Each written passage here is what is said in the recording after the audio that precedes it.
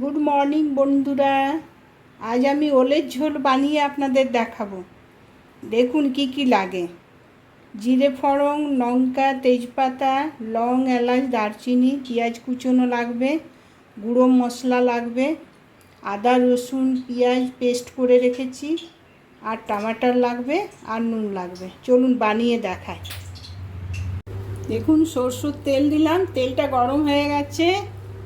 এরপরে আমি আলুটা আগে ভেজে নেব।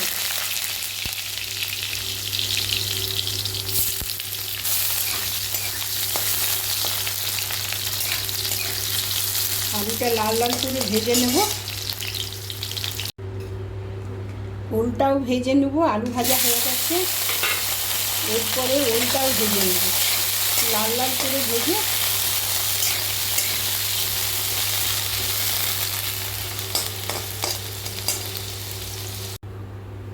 ওলটা ভেজে নিলাম। এরপরে ফোড়নে দিচ্ছি জিরে, শুকনো লঙ্কা, তেজপাতা, লং, এলাচ, দারচিনি, পেঁয়াজ কুচোনো,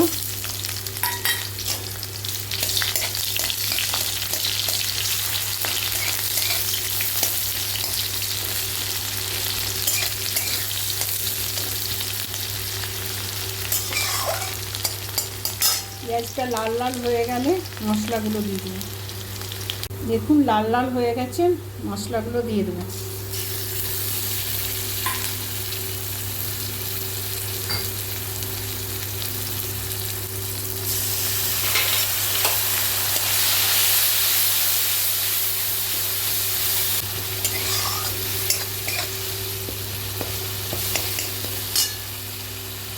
টমাটারটা দিয়ে দিলাম।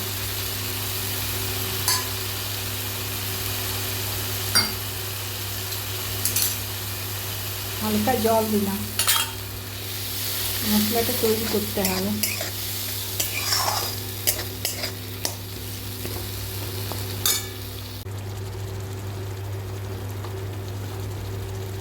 নুন দিলাম।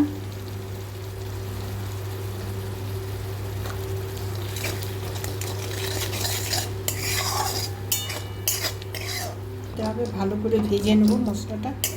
তারপরে ওল আর আলু ভেজে রেখেছি, ওতে দিয়ে আবার মশলাটা তৈরি করব। দেখুন বন্ধুরা, মশলাটা তৈরি হয়ে গেছে। এরপরে আমি ওল আর আলুটা ভেজে রেখেছিলাম, এই যে মশলার মধ্যে দিয়ে দিলাম। ওল আর আলু দিয়ে মশলাটা আবার একটু ভেজে নিতে হবে।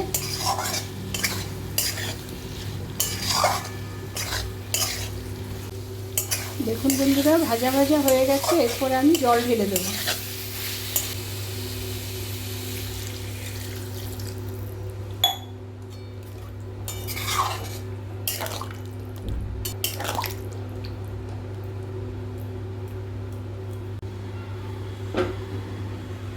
এরপরে ঢাকাটা দিয়ে দিলাম।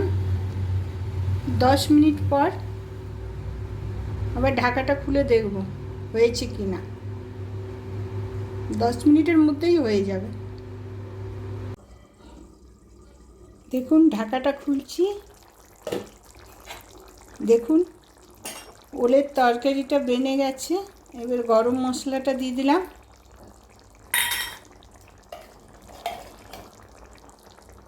ঘি দিলাম।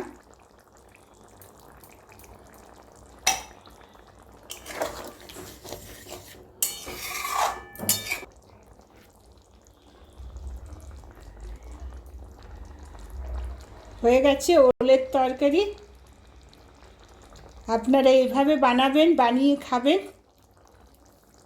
খেয়ে বলবেন, লাইক করবেন, শেয়ার করবেন। সুস্থ থাকবেন, ভালো থাকবেন। পরের ভিডিওতে আবার আসছি।